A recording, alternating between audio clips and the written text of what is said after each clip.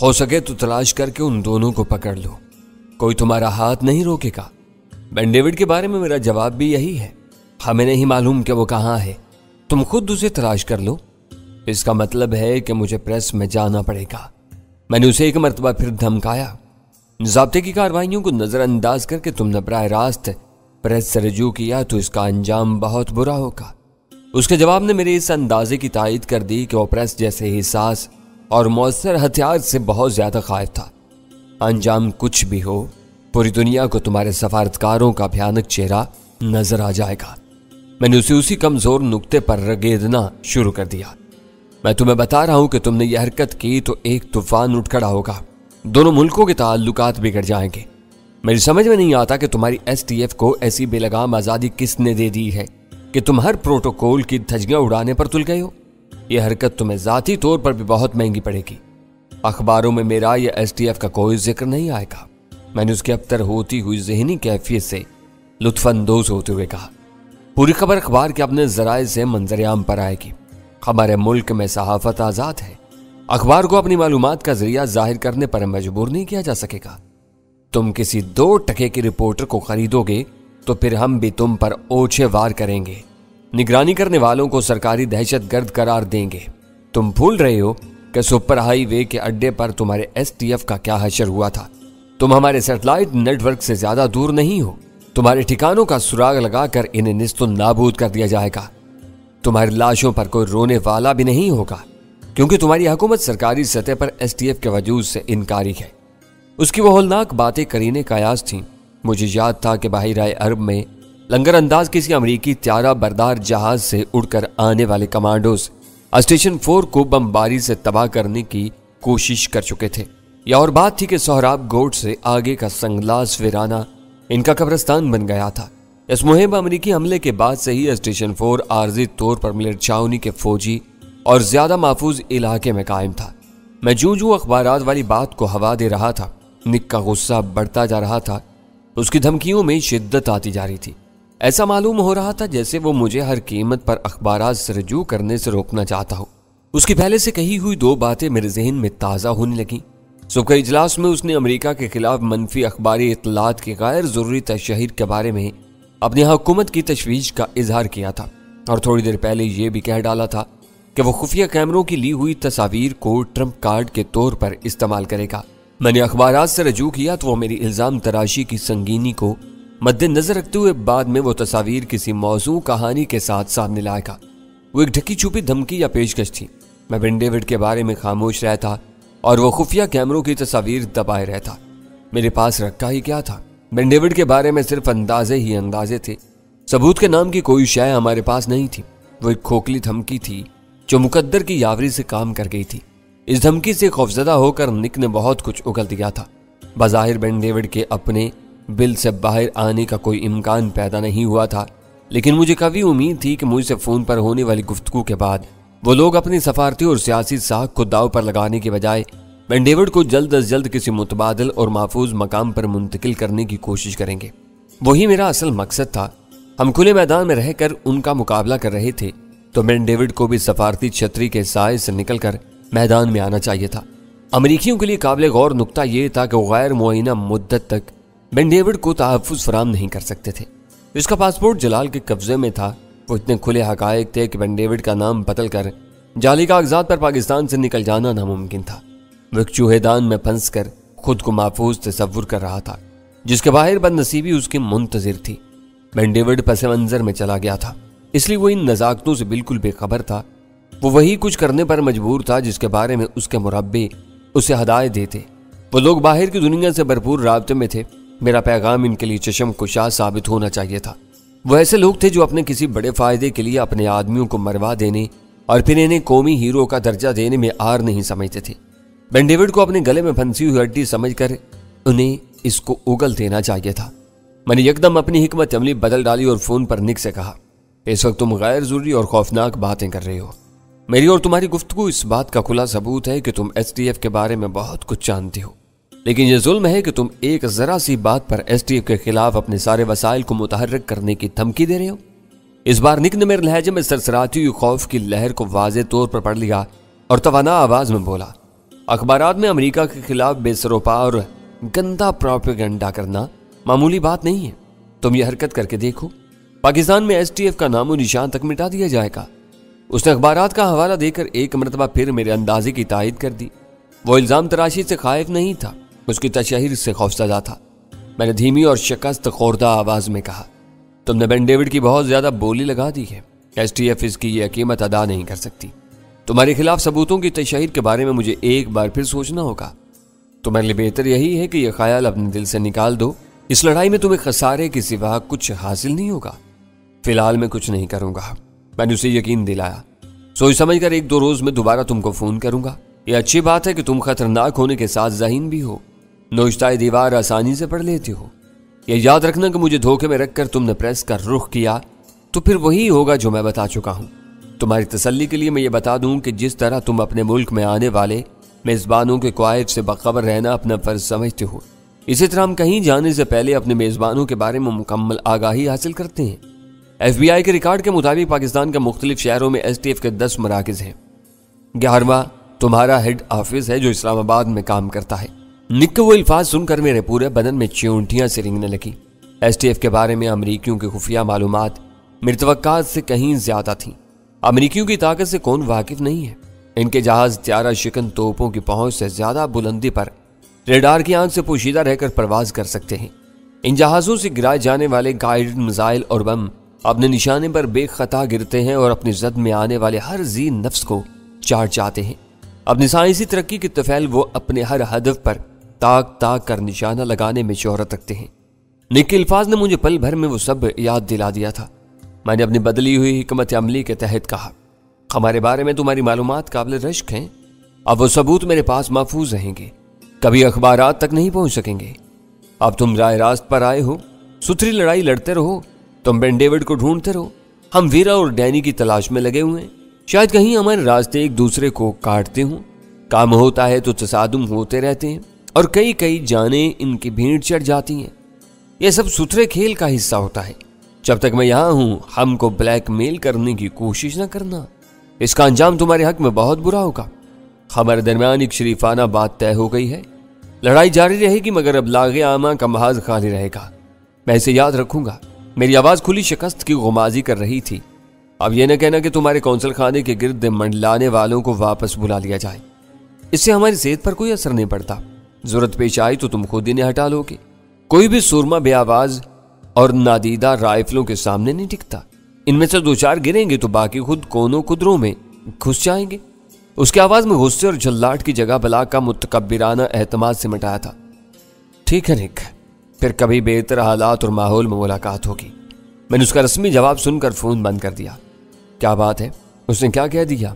पिछले कई मिनट से तुम्हारी पेशानी अर्कालूद हो रही है, वीरा ने गंभीर संजीदगी के साथ पूछा। बेइख्तियार मेरी दाहिनी कलाई अपनी पेशानी की तरफ उठ गई। मैंने आस्तीन से साफ करके अपना हाथ नीचे किया तो आस्तीन वाकई तर थी। मैंने गौर से वीरा की तरफ देखा और कोई जवाब दिए बगैर अव्वल खान का मोबाइल नंबर मिलाने लगा। इससे मेरी बात हो गई है, अव्वल खान के बेसाख्ता सवाल के जवाब में मैंने कहा। उसकी बात बातों ने मुझे हिला कर रख दिया है। खुदा खैर करे, तुम्हारे ये अल्फाज मेरे लिए मायूस कुन है। STF के बारे में वो लोग हर बात जानते हैं। वो मुझे हेड ऑफिस और 10 मराकज को तबाह करने की धमकी दे रहा था। ओह, अव्वल खान की बेसाख्ता आवाज उसके दिल की दबी दबी चीख जैसी थी। यह कैसे हो सकता है? STF पाकिस्तानियों के लिए एक पुरस्रार राज हो सकती है। अमरीकियों से कोई बात पोशीदा नहीं है, मैंने कहा। मुझे मालूम था कि वो बहुत कुछ जानते हैं, लेकिन यह अंदाजा नहीं था कि वो इस हद तक जानते होंगे। यह हम जैसे गरीब मुल्कों की मजबूरियां हैं कि हम इस खुले आसमान के नीचे रहते हैं जिसकी वसतों में अमेरिका के मवासलाती सियारों का राज है। गम गुस्से की शिद्दत से अव्वल खान की आवाज भींची भींची सी थी। इसे यह सब कहने की क्या जरूरत पेश आ गई? मैं बाद में ये सब बता दूंगा। इस वक्त तुम्हें मालूम होना चाहिए कि कौंसल खाने की इमारत पर लगे हुए खुफिया कैमरे निगरानी करने वालों की तस्वीर बना रहे हैं। निक को मालूम है कि सुबह से निगरानी हो रही है। वो लोग रात के अंधेरे से फायदा उठाकर किसी भी वक्त बेआवाज राइफलों से बाढ़ मार सकते हैं। मैं अपने आदमियों को महफूज फासले तक दूर हटा लेता हूँ। अव्वल खान की आवाज में घबराहट ओझ कर आई। जरूरत पड़ने पर वो अपनी दूरबीनें इस्तेमाल कर लेंगे। आदमियों से कहो कि वो मुनज़्ज़म तरीके से पीछे हटने के बजाय यूं जाहिर करें जैसे अफरा तफरी में वहां से वापस लौट रहे हैं और जगह बदल कर महफूज फासले पर चले जाएं। तुम इनको ये तासर देना चाहते हो कि खौफजदा होकर निगरानी खत्म करा दी गई है? अव्वल खान ने पूछा। यह बहुत जरूरी है, वरना इनके कैमरों और राइफलों को हमारे आदमियों की तलाश रहेगी। मैदान साफ देखे बगैर वो बेन डेविड को वहां से नहीं निकालेंगे। इससे तुम्हारी क्या बात हुई है? अव्वल खान ने पुरतजस्सुस लहजे में सवाल किया। देखा जाए तो वो सिरे से कोई बात ही नहीं थी। मैंने एक बेसरोपा शोशा छोड़कर उसे इश्तियाल दिलाया था और वो गुस्से में बहुत कुछ बकता चला गया। जब बात काबू से बाहर होती नजर आने लगी तो मैंने मसनूई खौफ का मुजाहिरा करते हुए अपनी बात वापस ले ली। इस दौरान में निक की जुबानी कई हैरान कुन बातें सामने आ चुकी थी। मैंने अव्वल खान को वही खुलासा बता दिया और उसने उन लोगों के अज़ाइम पर हैरत का इजहार करते हुए फोन बंद कर दिया। गजाला, वीरा और सुल्तान शाह ने मेरी और अव्वल खान की गुफ्तगू से बहुत कुछ समझ लिया था, लेकिन वो तीनों मेरी जुबान से बराह रास्त पूरी कहानी सुनने के मुंतजिर थे। मैंने तफक्कुर अमेज़ अंदाज में उन्हें अपनी और निक की गुफ्तगू का आधा सुना दिया। तो अपने मुल्क की बदनामी से खौफजदा है? गजाला ने पूरी बात सुनकर कहा। उसके रवैये से जाहिर होता है कि बेन डेविड को कौंसल खाने में रोकने और पनाह देने का फैसला उसी का है और इस फैसले के मनफी नताइज की जिम्मेदारी से बचने की कोशिश कर रहा है। फाल्कन हाउस पर खालिद की निशानदेही और जलाल की मुखबरी के बाद अचानक छापा मारा गया था। निक को इनका अंदाजा नहीं था जो बेन डेविड के बारे में पहले से फैसला कर लेता। वीरा ने एतराज किया। जाहिर है कि बेन डेविड अफरा तफरी के आलम में फरार हुआ था। वो सीधा कौंसल खाने पहुंचा होगा और निक ने सूरत-ए-हाल जानने के बाद उसे वहीं रुकने की हदायत की होगी। गजाला बोली। उसे मालूम है कि एसटीएफ आसानी से पीछे नहीं अटकी। सुल्तान शाह ने कहा। बेन डेविड की वहां मौजूदगी की वजह से कोई नाखुशगवार वाकया भी पेश आ सकता है। वो मैदान साफ देकर बेन डेविड को जल्द अज जल्द वहां से निकालने की कोशिश करेंगे।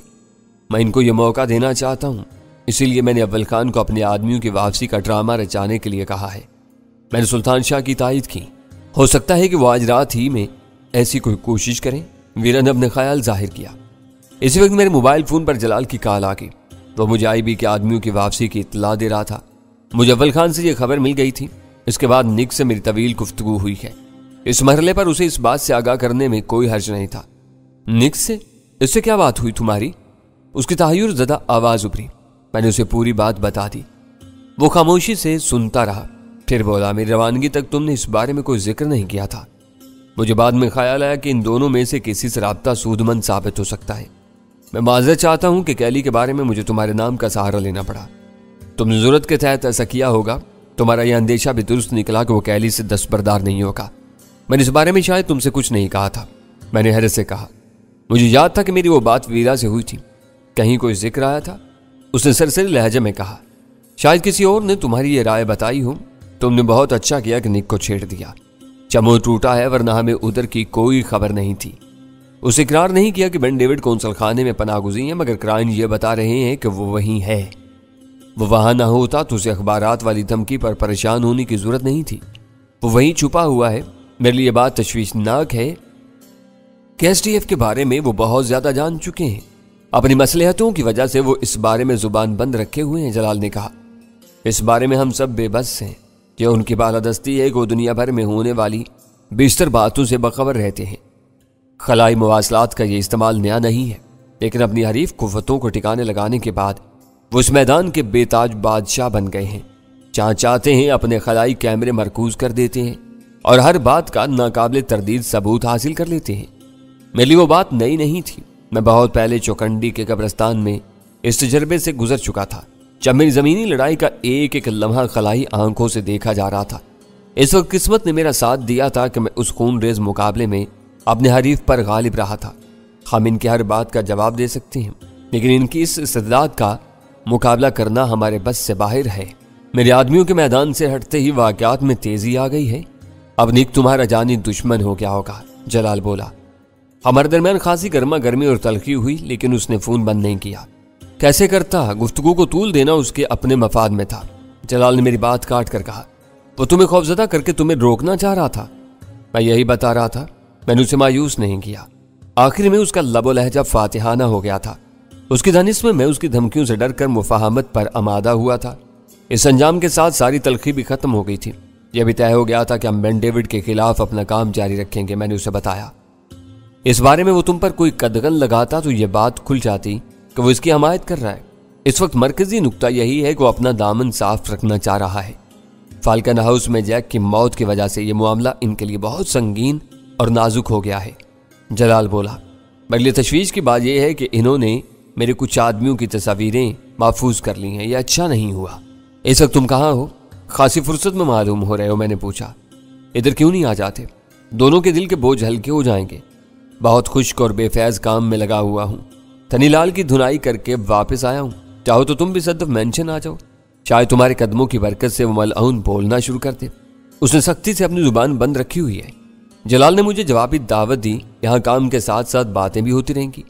میں نے ایک لمحے کے لیے سوچا، میری چھٹی حص کہہ رہی تھی کہ وہ رات بھاری پڑنے والی تھی۔ اول خان کے آدمیوں کی طرف سے کسی بھی لمحے کوئی پیغام آ سکتا تھا۔ موبائل فون کی موجودگی میں میرے لیے گھر میں بند کر بیٹھنا ضروری نہیں تھا۔ میں ہر وقت اور ہر جگہ اول خان سے رابطے میں رہتا۔ میں نے ماؤتھ پیس میں کہا، میں کھانے کے بعد گھر سے نکلتا ہوں۔ اب تم کہاں جاؤ گے؟ فون بند ہوتے ہی ویرا نے شکی انداز میں سوال کیا۔ صدف مینشن، وہاں مشتبہ قیدی میرے مبارک قدموں کا منتظر ہے، میں نے ہنس کر جواب دیا۔ غزالہ نے سن لیا تھا کہ مجھے کھانا کھانے کے بعد جانا تھا۔ وہ ویرا کو بازو سے تقریباً کھینچتی ہوئی اپنے ساتھ کچن کی طرف لے گئی۔ تمہارے آنے کی وجہ سے قیدی کو لمبا آرام مل گیا ہے، جلال نے صدف مینشن میں میرا استقبال کرتے ہوئے کہا۔ تم آنے کا وعدہ نہ کرتے تو اس وقت میں اسی کے سر پر سوار ہوتا۔ تو اب دیر نہ کرو، آؤ اس کو دیکھتے ہیں، میں نے کھڑے کھڑے کہا۔ اب اتنی بھی اجلت نہ کرو، ذرا سی دیر کے لیے بیٹھ جاؤ۔ تمہاری اور نک کی گفتگو نے میرے ذہن میں ایک بھونچال پیدا کیا ہوا ہے۔ اس نے مسربانہ انداز میں ہاتھ ہلاتے ہوئے کہا، اگر وہ لوگ سراغ رسانی کے معاملے میں اس حد تک آگے بڑھ چکے ہیں تو اس وقت روئے زمین پر ان سے زیادہ باخبر قوم کوئی نہیں ہے۔ بظاہر یہی معلوم ہوتا ہے، وہ اپنے دوستوں اور دشمنوں کی کسی بھی کارگزاری پر نظر رکھ سکتے ہیں۔ اول خان یہ جان کر بے ساختہ چیخ پڑا تھا کہ وہ پاکستان میں ایس ٹی ایف کے مراکز کی کل تعداد سے پوری طرح باخبر ہیں۔ یہ معلومات طویل اور بھرپور نگرانی کے بغیر حاصل نہیں کی جا سکتی تھی۔ یہ لوگ کینہ پرور ہیں، جس کے پیچھے پڑ جاتے ہیں اس کا پاتال تک پیچھا کرتے ہیں۔ مجھے معلوم ہے کہ ایس ٹی ایف صرف خفیہ فورس ہی نہیں ہے، اس کے مراکز کی آسانی سے شناخت بھی ممکن نہیں ہے۔ یہ کھوئی لگانے کے لیے صرف مواصلاتی سیارے کافی نہیں ہیں، وہ زمین سے فراہم کی جانے والی اطلاعات پر اور زمینی عملے کے اشاروں پر کام کرتے ہیں۔ ان کو حرکت میں لانے سے پہلے انہوں نے پورے ملک میں ایس ٹی ایف پر بھرپور طریقے سے کام کیا ہوگا۔ اسے فکر مندی کے ساتھ کہا۔ حیرت کی بات یہ ہے کہ ہمیں کانوں کان خبر نہیں ہو سکی۔ سرکاری طور پر انہیں ترجیحی دوست ملک کا درجہ حاصل ہے، ان سے یہ امید نہیں کی جا سکتی تھی کہ وہ اعتماد کا ناجائز فائدہ اٹھائیں گے۔ پے در پے تجربات نے ثابت کر دیا ہے کہ جب وہ کسی کے قانون کا پاس نہیں کرتے تو ان کے لیے اعتماد، عزت اور وعدوں کی کوئی حقیقت نہیں ہے۔ اپنے مفاد کے لیے وہ جب چاہتے ہیں ہر مفہوم کو بدل ڈالتے ہیں۔ ان پر بھروسہ کرنے والے بے موت مارے جا سکتے ہیں۔ اب ایسا بھی نہیں ہے، ان کو ہر وقت اور ہر جگہ اپنے جدید ترین وسائل دستیاب نہیں ہوتے۔ ایسا نہ ہوتا تو ہمیں ان کے خلاف کوئی کامیابی حاصل نہ ہوتی۔ ہم ان کے دوستوں میں بھی شامل ہیں اور ان سے ہماری درپردہ لڑائی بھی چلتی رہتی ہے۔ یہ بات میں بھی سمجھتا ہوں، وہ بولا۔ وسائل کو یکجا کرنے کے لیے وقت درکار ہوتا ہے۔ اچانک نازل ہونے والی افتاد کے سامنے وہ بے بس ہوتے ہیں۔ اس بارے میں ہمیں زیادہ سر نہیں کھپانا چاہیے۔ اس وقت جو معاملات درپیش ہیں ان پر اپنی پوری توجہ مرکوز رکھنی چاہیے۔ تم ٹھیک کہتے ہو، وہ سر جھٹک کر کھڑا ہو گیا۔ یہ ایک روگ ہے جو شاید کبھی ہمارا پیچھا نہیں چھوڑے گا۔ اس وقت ہمیں دھنی کو دیکھنا چاہیے۔ وہ اوپری منزل پر پہلے کمرے میں بند کیا گیا تھا۔ میرا خیال تھا کہ چوپڑا بھی اس کے پڑوس میں پڑا ہوا ہوگا۔ وہ دونوں باتیں کر رہے ہوں گے، مگر صدف مینشن کی فضا پر گہرے سکوت کا راج تھا۔ چوپڑا اور وہ دونوں خاموش تھے۔ چوپڑا کو انجیکشن دے کر کچھ دیر کے لیے بے ہوش کر دیا گیا ہے، جلال نے 24 زینے طے کرتے ہوئے بتایا۔ تھوڑی دیر بعد وہ ہوش میں آ جائے گا۔ اسے دیکھ کر دھنی کا حوصلہ پست ہو سکتا ہے، میں نے کہا۔ ہو سکے تو دونوں کو یکجا کر کے ان کی توازے کرنی چاہیے۔ اس کی بے ہوشی ختم ہونے والی ہے، اتنی دیر اسے دیکھ لیتے ہیں۔ دھنی اپنے تنگ اور نیم روشن سیل میں فرش پر بیٹھا ہوا تھا۔ اسے بھی چوپڑا کی طرح بیڑیوں اور ہتھکڑیوں میں باندھ کر رکھا گیا تھا۔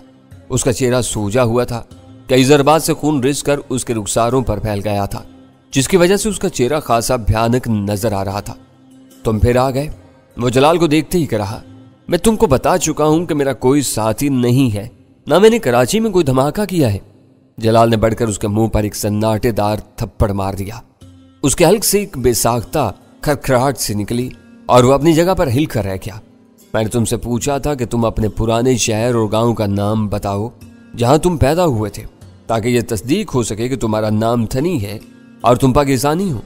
مجھے کچھ معلوم نہیں، میں کچھ نہیں جانتا، مجھ سے جانوروں جیسا سلوک مت کرو، اس نے ضدی لہجے میں کہا۔ تھوڑی دیر میں تمہیں سب کچھ یاد آنا شروع ہو جائے گا۔ میں نے اس کے کثرتی بدن اور तंग पेशानी का जायजा लेते हुए कहा और फिर यकायक जलाल से मुखातिब हो गया, जरा लोहे की कोई चीज मंगवा लो, मैं एक एक करके इसके सारे दांत तोड़ डालूंगा। नहीं, इस बार वो हल्के बल चीखा, तुम ऐसा नहीं कर सकते, यहां हमें रोकने वाला कोई नहीं है। मैंने बेरहमी से कहा, यहां कर बेजान लाशें भी बोलने पर मजबूर हो जाती हैं। जलाल ने बाहर से एक वजनी और जंग खोरदा आईनी ताला लाकर मुझे थमा दिया। मैंने ताले के कुंडे में उंगली फंसा कर उसका वजन तोला और फिर उसे जोर से उसके बाएं जबड़े पर दे मारा। इसे मुझे इतनी फुर्ती की तवक्का नहीं थी। वो खुद को ताले की ज़र्ब से नहीं बचा सका। वो सर को जोर जोर से झटकते हुए चीखने लगा था। उसके कई दांत टूटने की कड़कड़ाहट मुझे वाज़े तौर पर सुनाई दी थी। इस हरामजादे के हाथ पैर खोल दो ताकि ये अपने कदमों से चलकर अपने बाप को देख ले, मैंने जलाल से कहा। उसने जेब से चाबियां निकालकर उसे आजाद कर दिया। हाथ खुलते ही उसने दोनों हाथों से अपना मुंह थाम लिया और फिर लहराता हुआ अपने कदमों पर खड़ा हो गया।